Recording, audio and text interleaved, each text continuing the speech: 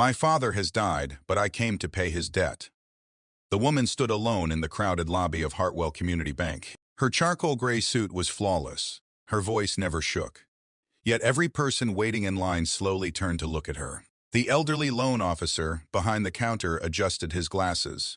"I'm sorry, ma'am. Could you repeat that?" She gently placed a worn leather envelope on the polished desk. "My father owed this bank money. He passed away 23 years ago. I'm here to repay every dollar." Silence swallowed the room. The old employee stared at the envelope before asking the question everyone was thinking. "Who was your father?" the woman answered quietly. "Daniel Brooks." The color disappeared from the old man's face. A coffee cup slipped from another employee's hand and shattered across the marble floor. Because Daniel Brooks wasn't remembered as a customer. He was remembered as the man who disappeared. And, according to every official record, his debt had destroyed his family. But that wasn't the truth. Not even close. 6 hours earlier, Rebecca Brooks stepped out of a black executive sedan in front of the same bank. At 38 years old, she was one of the youngest female CEOs in the state's technology industry. Financial magazines called her the silent billionaire. Business reporters admired her discipline. Employees respected her fairness. Almost nobody knew where she had come from. She preferred it that way. The leather envelope she carried had been hidden inside a rusted metal toolbox for over 2 decades. She had found it only 3 weeks earlier while cleaning the attic of her late grandmother's farmhouse. Inside were faded loan contracts, handwritten letters, property maps, bank statements, and one sentence her father had written with blue ink. "If anyone ever finds this, don't hate the bank. Find the truth." Rebecca couldn't stop thinking about those words, because everything she remembered about her childhood pointed toward one conclusion: the bank had destroyed her father. Yet somehow, her father still wanted justice, not revenge.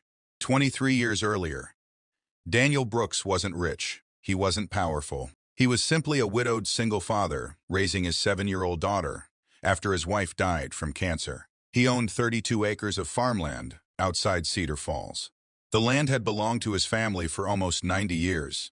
Every harvest paid the bills. Every acre carried memories. Then came the flood of 2003.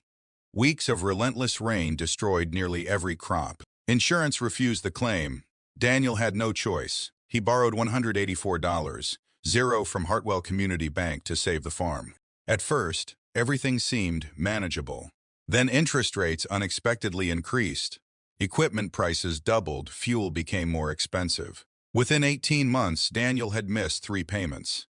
The bank immediately began foreclosure proceedings. Neighbors whispered that Daniel had become irresponsible. Newspapers described him as another failed farmer. No one asked what had actually happened. Rebecca still remembered the day strangers nailed foreclosure notices to their front gate. She watched her father quietly remove them before she came home from school.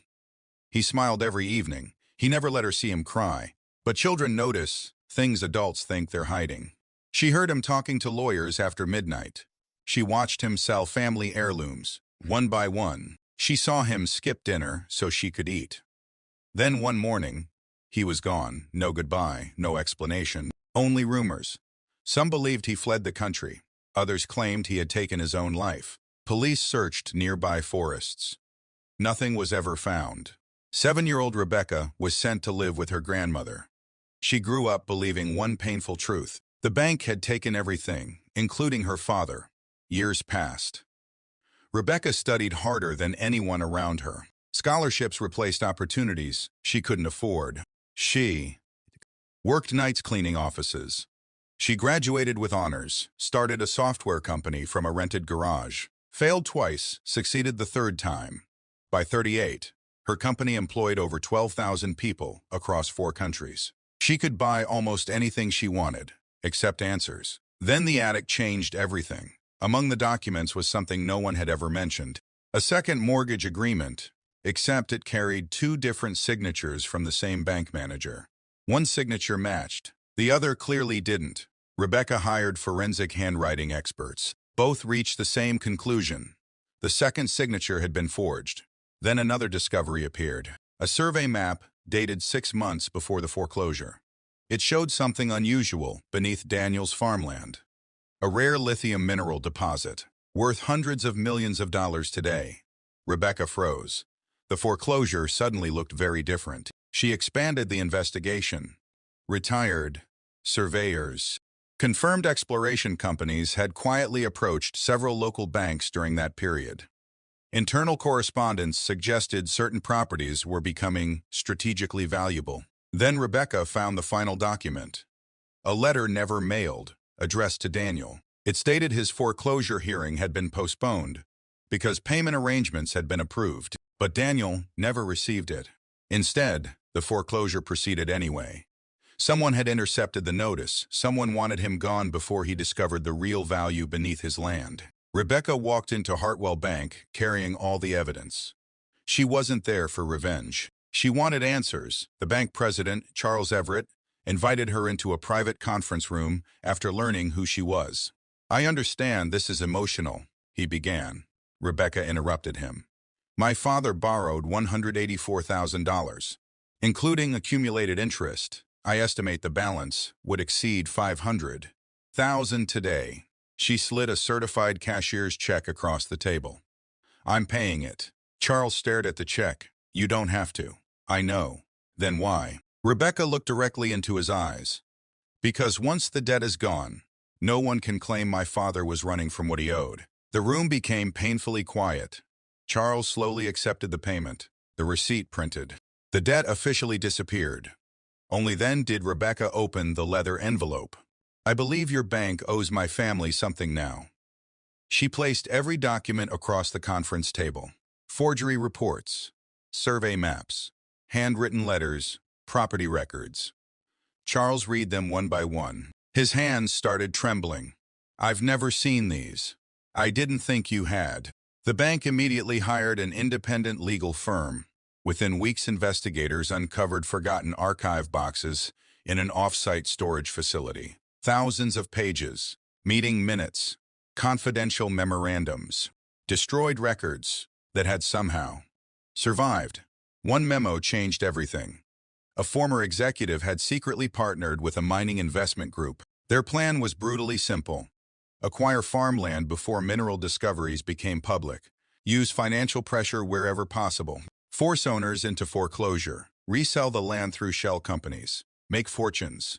Daniel Brooks had refused several private purchase offers months before his loan problems began. Investigators now believed he became a target. The forged signature, the missing notification letter, the rushed foreclosure. None of it had been accidental. Then another discovery stunned everyone. Daniel Brooks hadn't disappeared voluntarily. According to state police files reopened during the investigation, he had been driving toward the county courthouse, carrying evidence of the forgery. His truck had crashed into a river during a violent storm. The vehicle was never recovered because search crews looked several miles downstream based on incorrect witness reports. Modern sonar technology finally located the truck 23 years later, beneath layers of sediment. Inside, investigators found Daniel's briefcase. Most papers had been destroyed by water. One notebook survived. Its final page contained only one sentence: "If Rebecca ever grows up reading this, tell her to build a life, not revenge." When Rebecca received the notebook, she cried for the first time in years, not because of the money, not because the truth had finally surfaced, but because even in his final hours, her father had been thinking about her future. The investigation triggered one of the largest banking settlements in state history. Hartwell Community Bank publicly apologized. The institution itself had changed leadership many years earlier, but it accepted responsibility for the actions committed under former executives. Rebecca's family regained ownership rights connected to the mineral royalties beneath the original farmland. The settlement exceeded $340 million. Reporters expected Rebecca to celebrate. Instead, she returned to the old farm alone. Most of the original house had collapsed. Only the porch remained. She sat on the weathered steps holding her father's notebook. A local journalist eventually found her there. "After everything they did," he asked softly, "why did you repay the debt first?" Rebecca smiled through quiet tears. Because I wanted history to remember my father correctly. She looked across the empty fields where her father had once taught her how to plant corn. He didn't die as a man who escaped responsibility. He died as a man whose honesty was stolen. And there is a difference. Months later, Rebecca established the Daniel Brooks Justice Foundation. The organization provided free legal assistance to struggling farmers, single parents, and families facing wrongful foreclosure. Its first office opened less than 2 miles from Hartwell Community Bank. Above the entrance hung a simple bronze plaque. It carried the same words written inside Daniel's notebook. Build a life, not revenge. People often assume justice arrives with anger. Sometimes it arrives with evidence. Sometimes it arrives with patience. And sometimes it begins with a daughter walking into a bank, carrying an old leather envelope, quietly saying the words that changed everything. My father has died, but I came to pay his debt.